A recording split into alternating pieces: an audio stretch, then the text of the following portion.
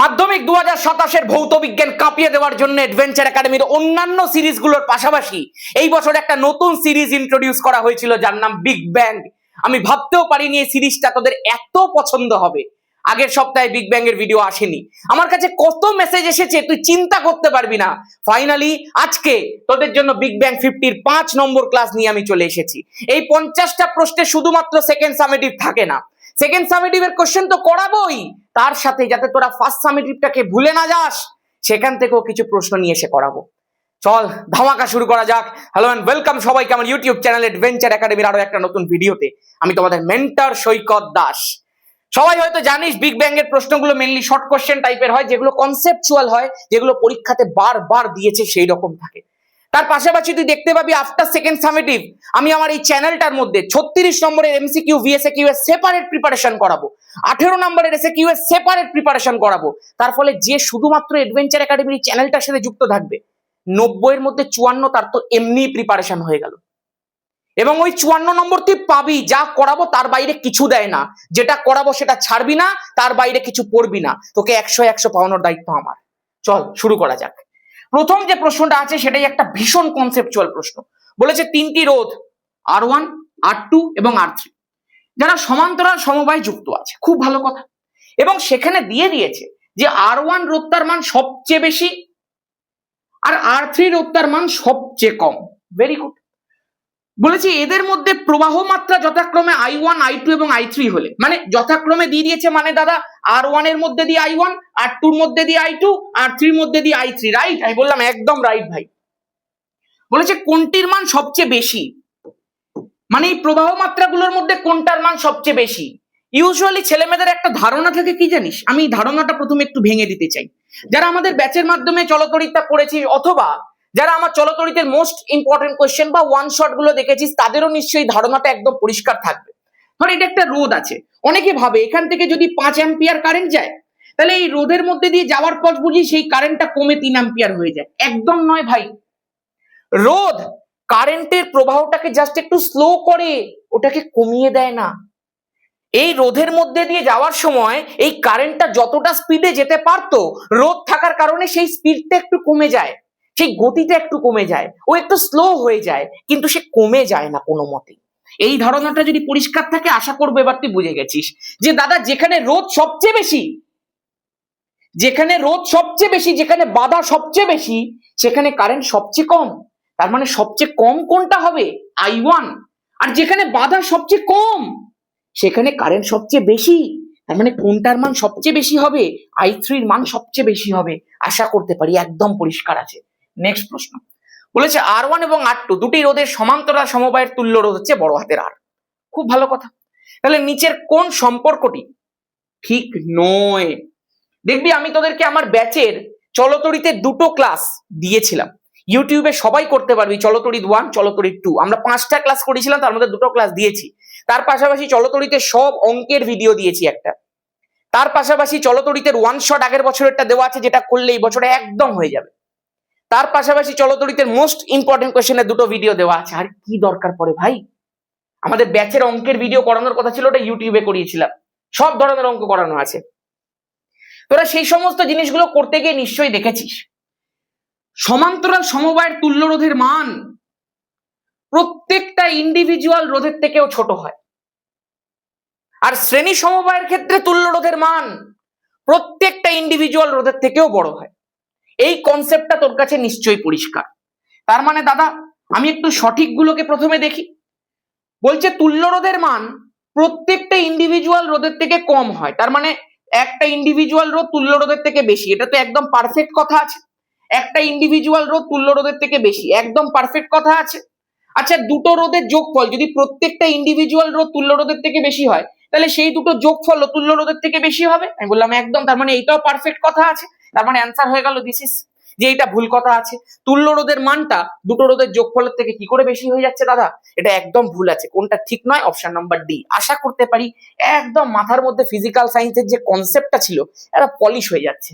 Next প্রশ্ন দেখা যাক। কোন পরিবাহীর দুই প্রান্তের বিভব প্রভেদ যদি বৃদ্ধি পায় প্রবাহ মাত্রার কি পরিবর্তন হবে? আমি জাস্ট একটাই কথা লিখবো, আর আমি কিচ্ছু লিখবো না এই উত্তরটায়, নিচে কমেন্ট হবে। নেক্সট, কোন বর্তনীতে 0.5 অ্যাম্পিয়ার তড়িৎ প্রবাহ মাত্রায় তড়িৎ প্রবাহ 2 সেকেন্ড ধরে চললে বর্তনীতে কত তড়িৎ আধান প্রবাহিত হবে? একটা ফর্মুলা দেখিয়েছিলাম, দেখবি Q equal to IT. I এর মান কত আছে? কিউটা হচ্ছে আধান, আইটা হচ্ছে তড়িৎ প্রবাহ মাত্রা, টিটা হচ্ছে সময়, যেটাকে সেকেন্ডেই লিখতে হবে। আই এর ভ্যালুটা কত রয়েছে? 0.5 অ্যাম্পিয়ার। টি এর ভ্যালুটা কত রয়েছে? 2 second.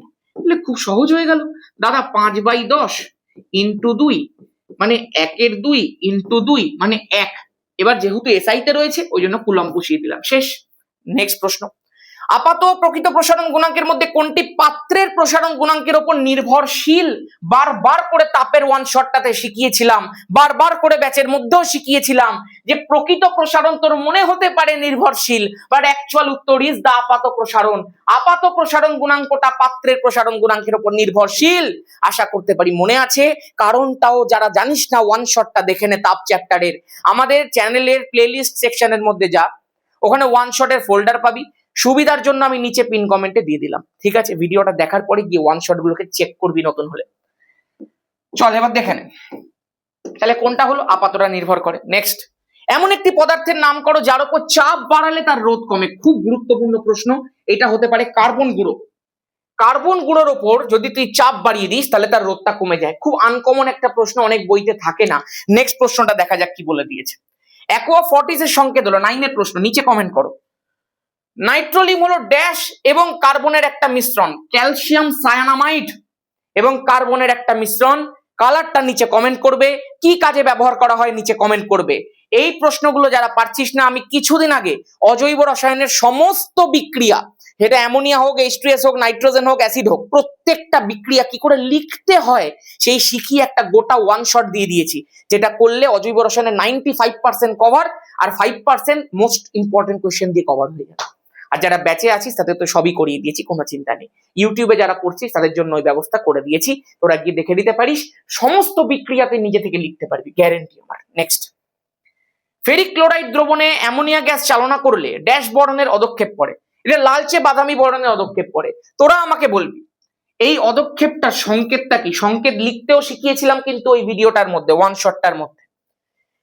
Dash O ফেনপথ্যালিনের মিশ্রণকে dash O ফেনপথ্যালিন মিশে বিলীয়মান রং তৈরি হয়। অ্যামোনিয়ার জলীয় দ্রবণ অ্যামোনিয়াম হাইড্রোক্সাইড, কারণ অ্যামোনিয়ার সাথে তো জল থাকবে, অ্যামোনিয়ার জলীয় দ্রবণ থাকবে, জলীয় দ্রবণের সাথে ফেনপথ্যালিনটা মিশবে, তবে না গিয়ে এই জিনিসটা তৈরি হবে। আমি যদি এখানে শুধুমাত্র অ্যামোনিয়া লিখতাম তাহলে কিন্তু সেটা কিছুটা হলেও ভুল হয়ে যেত। নেক্সট প্রশ্ন, কুলম্ব আর ইএসইউ এর মধ্যে সম্পর্ক নিচে কমেন্ট করে উত্তর দাও, কোশ্চেন নাম্বার লিখে অ্যান্সার করবে।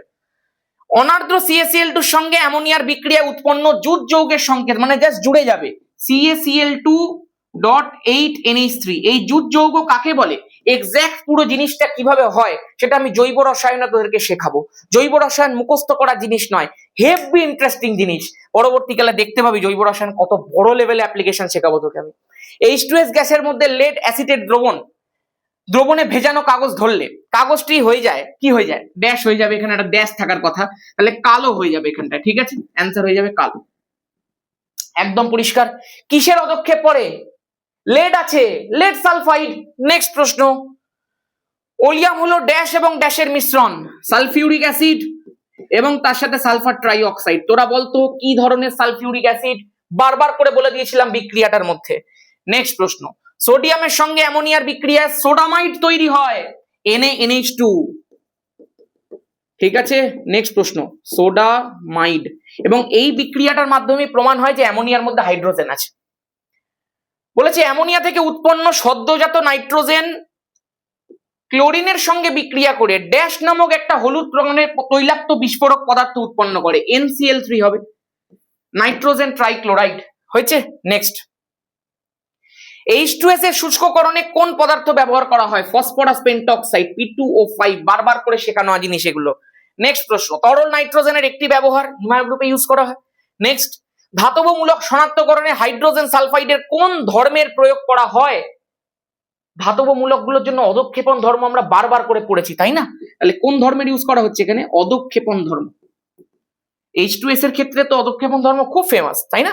নেক্সট প্রশ্ন দেখা যাক, পটাশিয়াম টেট্রাআয়োডিনো মার্কিউরেটের রাসায়নিক নাম কি? তুই বলবি দাদা এটা আবার কি ধরনের প্রশ্ন? এই পটাশিয়াম টেট্রাআয়োডিনো মার্কিউরেটটা আবার কি জিনিস? আমি বললাম টেট্রা কথাটার মানে জানিস 4 হয়। একটু খেয়াল করে দেখ তো এই কম্পাউন্ডটাকে তুই চিনিস কিনা, K2HgI4, একদম চিনিস, এর নাম পটাশিয়াম মার্কিউরিক আয়োডাইড, যার ক্ষারীয় দ্রবণকে নেসলার বিকারক বলে, যেটা কার শনাক্তকরণের কাছে ইউজ হয় নিচে কমেন্ট করে জানা এক্ষুনি। এই পদার্থটা যেহেতু একটা জটিল পদার্থ, এর অ্যানায়নিক পার্টটা যেহেতু কমপ্লেক্স, সেই কমপ্লেক্স কেমিস্ট্রি অনুসারে আইইউপিএসির কনভেনশনের নাম পটাশিয়াম টেট্রা আয়োডিডো মার্কিউরেট। যখন ক্লাস 12 এর 4th সেমে পড়বি তখন কেমিস্ট্রিতে এই বিষয়টা শিখিয়ে দেবো। এখন আপাতত যেটুকু বললাম সেটাই খেয়াল রাখ, ঠিক আছে? নেক্সট প্রশ্ন, নাইট্রিক অ্যাসিডের নিরোধক কি? খুব গুরুত্বপূর্ণ প্রশ্ন। N2O5 এর সাথে জল মেশালেই নাইট্রিক অ্যাসিড কথাটা চলে আসে বা নাইট্রিক অ্যাসিডটা উৎপন্ন হয়ে যায়, ঠিক আছে? নিউক্লিয় সংযোজন বিক্রিয়ার পূর্বে কোন বিক্রিয়া ঘটানো প্রয়োজন হয়? দেখ, নিউক্লিয় সংযোজনে প্রচুর পরিমাণে এনার্জির প্রয়োজন হয়। সেই এনার্জিটা যোগান দেওয়ার জন্য নিউক্লিয় সংযোজন করার আগে নিউক্লিয় বিয়োজন করতে হয় বা বিভাজন করতে হয়, একদম পরিষ্কার। নেক্সট, এমন একটি যন্ত্রের নাম লেখো যার সাহায্যে নিউক্লিয় বিভাজন উৎপন্ন শক্তিকে মানব কল্যাণে কাজে লাগানো যায়। নিউক্লিয় চুল্লি। নেক্সট প্রশ্ন, নিউক্লিয়ার রিঅ্যাক্টরে শক্তির কি ধরনের রূপান্তর ঘটে? নিচে কমেন্ট করে জানা। নেক্সট, নিউক্লিয় বিভাজন এবং সংযোজন মধ্যে কোন ক্ষেত্রে বেশি শক্তির উদ্ভব ঘটে? দারুণ প্রশ্ন। নিউক্লিয় সংযোজনের ক্ষেত্রে বেশি শক্তির উদ্ভব ঘটে, খুব ভালো করে মনে রাখবে, সূর্য নক্ষত্রের অভ্যন্তরের শক্তি, তাই না? নেক্সট, পারমাণবিক বোমায় কোন বিক্রিয়া ঘটানো হয়? অনিয়ন্ত্রিত শৃঙ্খল বিক্রিয়া। কারণ নিয়ন্ত্রিত হয়ে গেলে সেটা বোমা তৈরি কাজে লাগে না। অনিয়ন্ত্রিত শৃঙ্খল বিক্রিয়া যদি হয় সেক্ষেত্রে পারমাণবিক বোমা তৈরি হয়। অনেকে শুধুমাত্র বিক্রিয়াটার নাম লেখে, অনিয়ন্ত্রিত কথাটা কিন্তু লেখে না। নেক্সট প্রশ্ন, নিউক্লিয় সংযোজনের সুবিধা কি? খুব ভালো প্রশ্ন, কিন্তু এটা আনকমন প্রশ্ন। নিউক্লিয় সংযোজনের ক্ষেত্রে যে ফাইনাল প্রোডাক্টটা থাকে সেটা কোনো তেজস্ক্রিয় পদার্থ হয় না, এটা অতেজস্ক্রিয় পদার্থ হয়। এটাই কিন্তু এর সব থেকে ভালো সুবিধা। নেক্সট, 1U পরিমাণ ভর যদি শক্তিতে রূপান্তরিত হয় তাহলে উৎপন্ন শক্তির পরিমাণ কত হয়? খুব ইম্পর্টেন্ট প্রশ্ন, দেখে সোজা মনে হতে পারে, 931.5 MeV, ঠিক আছে? নেক্সট, সূর্য এবং অন্যান্য নক্ষত্রের দেশ বিক্রিয়ার মাধ্যমে শক্তি উৎপন্ন হয়। বিটা রশ্মি পরমাণুর কোন অংশ থেকে নির্গত হয়? নিউক্লিয়াস থেকে নির্গত হয়। পরমাণু নিউক্লিয়াস থেকে নির্গত হয়। দাদা এটাকে তো হাইলাইট কেন করছো? বিটা অ্যাকচুয়ালি কিসের স্রোত রে? ইলেকট্রনের স্রোত না? ইলেকট্রনের স্রোত কোন অংশ থেকে নির্গত হচ্ছে? নিউক্লিয়াস থেকে। কিভাবে রে? কমেন্ট করে জানা দেখি, নাহলে আমি তো মোস্ট ইম্পর্টেন্ট কোয়েশ্চেন বা কিছুদিন পর থেকে যে কোয়েশ্চেন লিক সেটগুলো দিতে শুরু করবো সেখানে তো দেবই। আলফা বিটা গামা রশ্মির মধ্যে কোনটির ভেদন ক্ষমতা সর্বাধিক? গামার। নেক্সট, তেজস্ক্রিয়তার এসআই এককের নাম লেখো।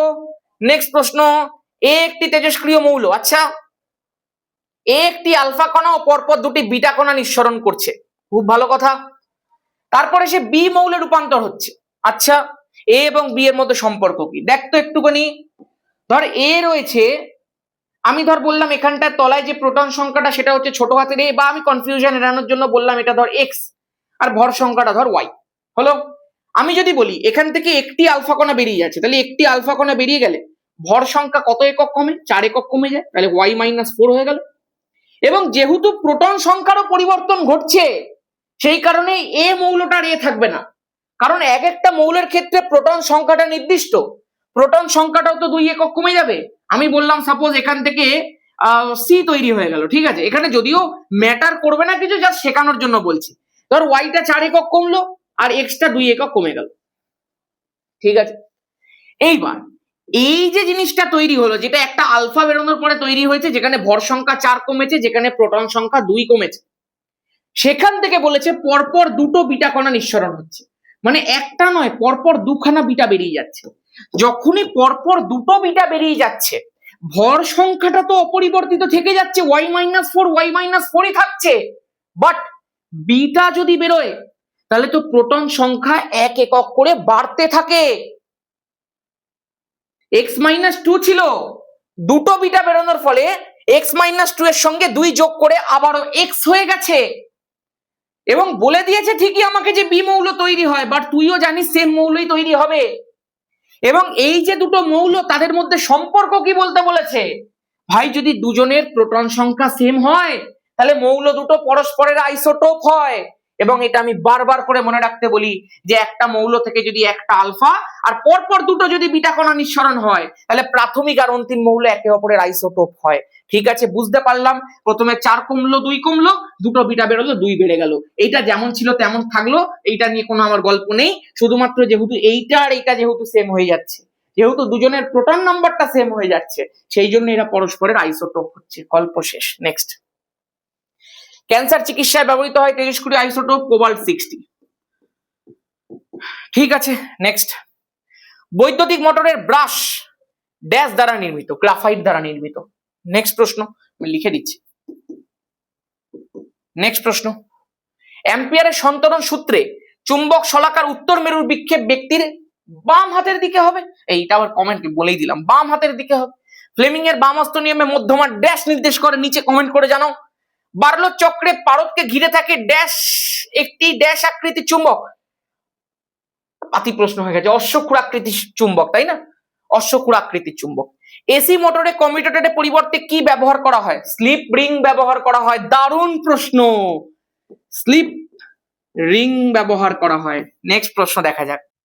বলেছে তড়িৎ চুম্বকের মজ্জারূপে কি ব্যবহার করা হয়? এর উত্তর কিন্তু হচ্ছে কাঁচা লোহা। পরীক্ষাতে কিন্তু অনেকবার এই প্রশ্নটা দিয়ে থাকে। চল দেখা যাক পরেরটা কি বলে দিয়েছে। আলোক কেন্দ্র দিয়ে কোনো আলোক রশ্মি গেলে চ্যুতি কত হয়? আলোক কেন্দ্রের মধ্যে দিয়ে গেলে কোনো চ্যুতি হয় না। বিবর্ধক কাঁচ রূপে কোন প্রকারের লেন্স নেওয়া হয়? উত্তল লেন্স নেওয়া হয়, তাই না? নেক্সট, কোন শর্তে উত্তল লেন্স অবতল লেন্সের মতো আচরণ করে? লেন্সের প্রতিসরাঙ্ক পারিপার্শ্বিক মাধ্যমের প্রতিসরাঙ্কের চেয়ে যদি কম হয়ে যায় তখন উত্তল লেন্স অবতল লেন্সের মতো আচরণ করে। ব্যাপারটা বুঝতে পেরেছো? এটা প্রত্যেকের জন্য জানা উচিত, একদম পাতি প্রশ্ন। আমরা আমাদের কোয়েশ্চেন প্র্যাকটিসের সময় ফার্স্ট সামেটিভে বারবার করে বলেছিলাম। কোন পাতলা প্রিজমের প্রতিসারক কোণ এ? এটা ভালো প্রশ্ন। এবং উপাদানের প্রতিসরাঙ্ক মিউ হলে ওই প্রিজমের মধ্যে দিয়ে কোনো আলোক রশ্মির চ্যুতি কোণের রাশিমালা কি হবে? চ্যুতি কোণ যদি আমি লিখতে চাই পাতলা প্রিজমের ক্ষেত্রে, তাহলে যেটা প্রতিসরাঙ্ক মিউ রয়েছে সেই মিউ -1 করব এবং তার সাথে যেটা প্রতিসারক কোণ আছে সেটাকে গুণ করে দেব। তাহলে হয়ে গেল পাতলা প্রিজমের ক্ষেত্রে চ্যুতি কোণের রাশিমালা মিউ -1 ইন্টু এ। নেক্সট প্রশ্ন, প্রিজমের ন্যূনতম চ্যুতি কোণের ক্ষেত্রে আলোক রশ্মি প্রিজমের মধ্যে দিয়ে প্রতিসৃত হওয়ার সময় প্রিজমের ভূমির সমান্তরাল হয়। এই প্রশ্নগুলো কিন্তু যারা যারা পারিস না এগুলো কিন্তু বারবার পরীক্ষাতে দেয়। সেই জন্য যখন সেকেন্ড সামেটিভের পরে শর্ট কোশ্চেন গুলো করাবো না, প্রত্যেকটা ভিডিও ভালো করে করবি। 54 নম্বর তোর আমি রেডি করে দেবো 1 আর 2 মার্কস। তারপরে 3 মার্কস রেডি করার দায়িত্ব কিভাবে করতে হবে সব বলে দেবো। চল দেখ, একটি প্রিজমের প্রধান ছেদ সমকোণী সমদ্বিবাহু ত্রিভুজ হলে প্রিজমটিকে পূর্ণ প্রতিফলক প্রিজম বলা হয়। অনেকেই কিন্তু এই প্রশ্নগুলো পারছে না, যেগুলো পারছিস না খাতার মধ্যে লিখে রাখ। নেক্সট, চোখের দৃষ্টি নির্বন্ধের সময় 1/10 সেকেন্ড, তাই না? নেক্সট, জলের মধ্যে বায়ুর বুদবুদ অবতল লেন্সের মতো আচরণ করে। নেক্সট প্রশ্ন, লেন্সের ক্ষমতা তার ফোকাস দৈর্ঘ্যের ব্যস্তানুপাতিক হয়। বারবার করে জিনিসগুলো শিখিয়েছিলাম। নেক্সট প্রশ্ন, লেন্সের এফ সংখ্যা কাকে বলে? লেন্সের ফোকাস দৈর্ঘ্য এবং উন্মেষের ব্যাসের অনুপাতকে এফ সংখ্যা বলা হয়ে থাকে। দুটো কনসেপ্ট, ফোকাস দৈর্ঘ্য আর উন্মেষের ব্যাসের অনুপাত। এবং আমি আশা করব যেগুলো তোরা পড়েছিলি একটা সলিড রিভিশন হলো। কিছু এমন প্রশ্ন তোরা দেখতে পেলি যেটা হয়তো তোরা পারলি না, সেটা তোর খাতার মধ্যে যেন লেখা হয়ে থাকে। মোট 5 খানা করালাম, মানে 250 খানা প্রশ্ন করালাম। খাতা কিন্তু রেডি হচ্ছে শর্ট কোশ্চেনের। 54 নম্বর আছে ভাই শর্ট কোশ্চেন থেকে, 1 আর 2 মার্কস থেকে 90 এর মধ্যে 54। বুঝতে পারছিস? আর তার প্রিপারেশন পুরো তোকে অ্যাডভেঞ্চার একাডেমি করাবে। বাকি যে 36 নম্বরের এলএকিউ থাকে তারও প্রিপারেশন তোকে আমি করাবো। কিভাবে করাবো না করাবো সব বলে দেবো। আগের বছরের ভিডিওগুলোকে পারলে দেখেন, মাধ্যমিক 2026-এর আগে। একদম শেষে গিয়ে কিন্তু আমি আবারও 20টা কোশ্চেনের একটা সাজেশন দিই, দেখা যাবে সব হবে। আফটার দিস সেকেন্ড সামেটিভ পরীক্ষা যেই মাত্র শেষ হবে, কুইক রিক্যাপ সিরিজ আসবে অ্যাডভেঞ্চার একাডেমি, যেখানে আমরা প্রথম থেকে সব কটা চ্যাপ্টার কুইক রিক্যাপ করাবো, যাতে তোরা ভুলে না যাস কিছু। যারা অ্যাডভেঞ্চার একাডেমিতে যুক্ত হয়েছিস আজকে প্রথমবার, মাধ্যমিক ভৌত বিজ্ঞানের ভয় শেষ হয়ে গেছে, গল্প শেষ হয়ে গেছে। ঠিক আছে, বাকি তোরা জানিস কি করতে হবে। আর যারা আমার পুরোনো ভিডিও দেখছিস তারা তো বুঝতেই পেরে গেছিস, ঠিক আছে, যে আগে বলতো ভৌত বিজ্ঞান পারি না, ভৌত বিজ্ঞানে ভয় পাই, সে এখন ভৌত বিজ্ঞান ছাড়া আর কিছু পড়ছে না। আমি এটাকেও সাপোর্ট করবো না, বাট ডেডিকেশনটা দেখ। আজকের মধ্যে এখানেই, সবাই ভালো থাকিস, সুস্থ থাকিস, পড়তে থাক এইভাবেই। বিরাট জায়গায় পৌঁছাতে হবে, বিরাট রেজাল্ট করতে হবে। জয় ধামাকা।